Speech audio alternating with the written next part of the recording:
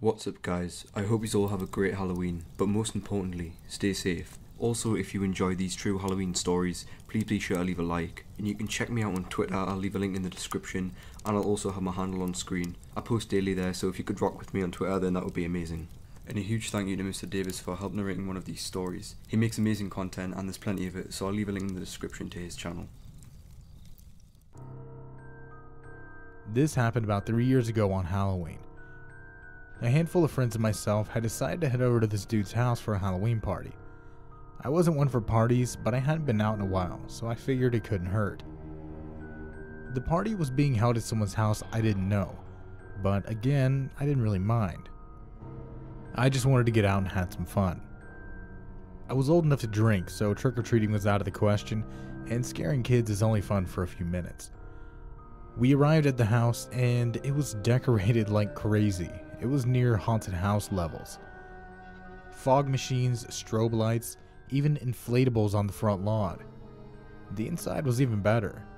There were lasers, fog, strobe lights. It was basically a rave. The story doesn't really get scary until the party began to wind down. Most everyone had left, and the house was littered with empty beer cans and silly string. I decided to stay back and clean up while my friend took a cab home.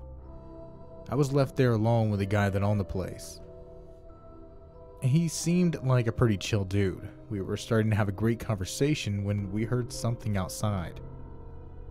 Maybe it's someone who forgot something, I thought. But the guy I was with was really nervous all of a sudden. He told me to stand back while he went to check it out. He stuck his head out, and that's when I heard what was out there. It definitely wasn't human. It had this terrible, high-pitched, guttural scream. He slammed the door back and looked right at me.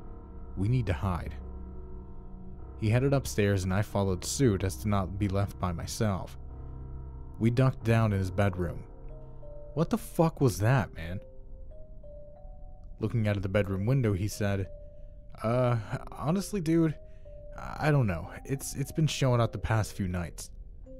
Even on the second floor, I could hear that thing crying out from the front lawn.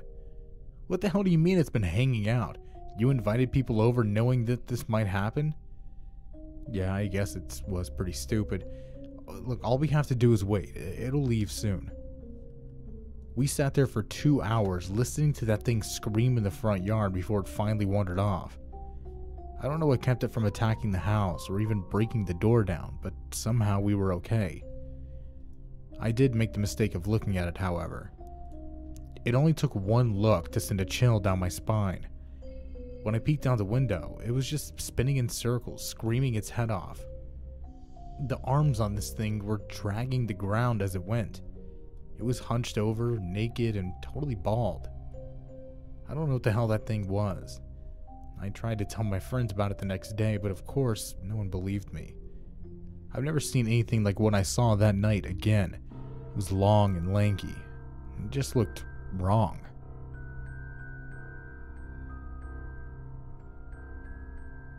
I'm a 26-year-old guy who lives in Manchester. I'm single and live alone. I don't really put much of an effort into seasons.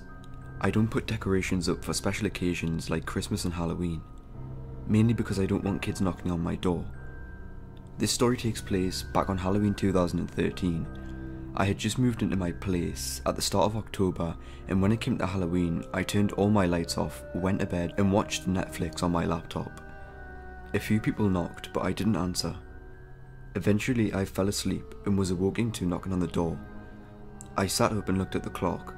It's 1:30 AM. Who could that be? I said to myself. I opened the door and there stood a guy with a pig mask on, dressed in a suit. He stood about 6 foot tall, so I knew it wasn't a child. I looked at him for about 10 seconds and then in a deep voice he said, "Trick or treat." "It's 1:30 AM, I replied. "I just want some goodies," he said in a sinister voice.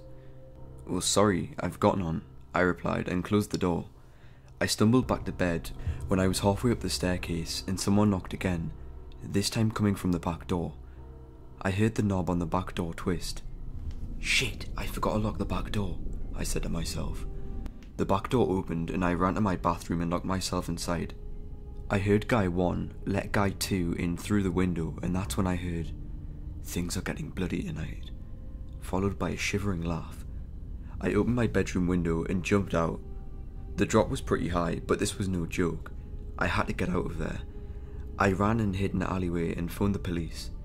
The bathroom door had been broken open and my Xbox watch and a few other expensive things had been stolen.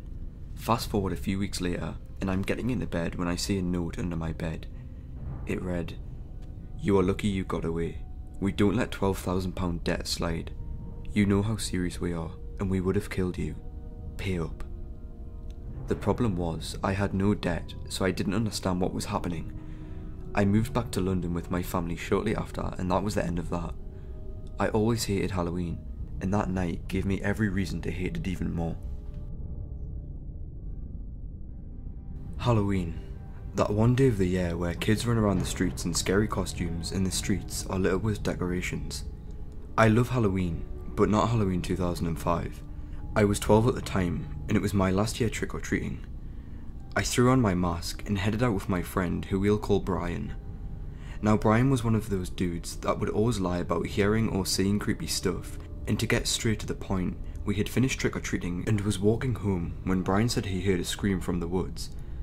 I laughed and said, "Yeah right, bullshit." He stopped in his tracks and said, "Listen." And sure enough, I heard what seemed to be a little girl's scream coming from the woods. "Let's go in," he said.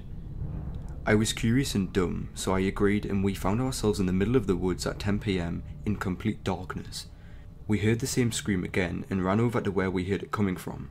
We seen a little girl around 8 years old sitting crying next to a tree. My heart was pounding and my palms were sweating. I wanted to run, but at the same time I didn't want to leave her. Luckily Brian stepped in and said, "What's wrong?" And then before she could reply, a guy in all white with a bandana covering his mouth sprinted towards us from behind a tree. "Get out of here now," the guy yelled at us, and we took off as fast as we could, both me and Brian crying, hearts pounding, thinking of the worst possible outcome. We ran to my house, and when we got there we crashed on the sofa, screaming and crying at what just happened. We eventually calmed down and told my parents what happened. My dad took Brian home and explained, and my mom put me to bed. The next day I asked my parents if they rang the police, and they looked at each other in a weird way and said, "Don't worry about it, everything is fine." I really believe that something bad happened to that little girl. It was one of the most frightening and most traumatizing experiences of my life. Just the way that guy came running and screaming at us really freaked me out. Even thinking about it sends shivers down my spine.